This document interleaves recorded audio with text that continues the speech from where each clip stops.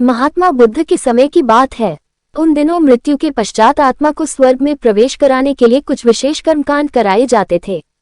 होता यह था कि एक घड़े में कुछ छोटे छोटे पत्थर डाल दिए जाते और पूजा हवन इत्यादि करने के बाद उस पर किसी धातु से चोट की जाती। अगर घड़ा फूट जाता और पत्थर निकल जाते तो उसे इस बात का संकेत समझा जाता कि आत्मा अपने पाप से मुक्त हो गई है और उसे स्वर्ग में स्थान मिल गया है। चूंकि घड़ा मिट्टी का होता था इसलिए इस प्रक्रिया में हमेशा ही घड़ा फूट जाता और आत्मा स्वर्ग को प्राप्त हो जाती। और ऐसा कराने के बदले में पंडित खूब दान दक्षिणा लेते। अपने पिता की मृत्यु के बाद एक युवक ने सोचा क्यों न आत्मा शुद्धि के लिए महात्मा बुद्ध की मदद ली जाए। वे अवश्य ही आत्मा को स्वर्ग दिलाने का कोई और बेहतर और निश्चित रास्ता जानते होंगे।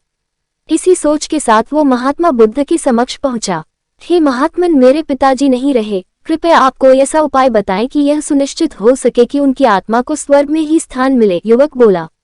बुद्ध बोले, ठीक है, जैसा मैं कहता हूँ वैसा करना।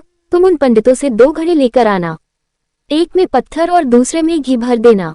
दोनों घड़ों को नदी पर लेकर जाना और उन्हें इतना डुबोना कि बस उनका ऊपरी भाग ही दिखे। उसके बाद पंडितों ने जो मंत्र तुम्हें सिखाए हैं उन्हें जोर जोर से बोलना और अंत में धातु से बनी हथौड़ी से उन पर नीचे से चोट करना। और ये सब करने के बाद मुझे बताना कि क्या देखा। युवक बहुत खुश था। उसे लगा कि बुद्ध द्वारा बताई गई इस प्रक्रिया से निश्चित ही उसके पिता के सब पाप काट जाएंगे और उनकी आत्मा को स्वर्ग की प्राप्ति होगी।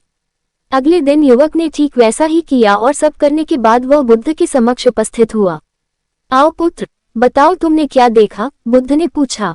युवक बोला, मैंने आपके कहे अनुसार पत्थर और घी से भरे घड़ों को पानी में डालकर चोट की।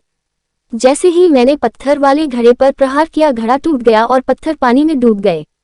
उसके बाद मैंने घी वाले घड़े पर वार किया, वह घड़ा भी तत्काल फूट गया और घी नदी के बहाव की दिशा में बहने लगा।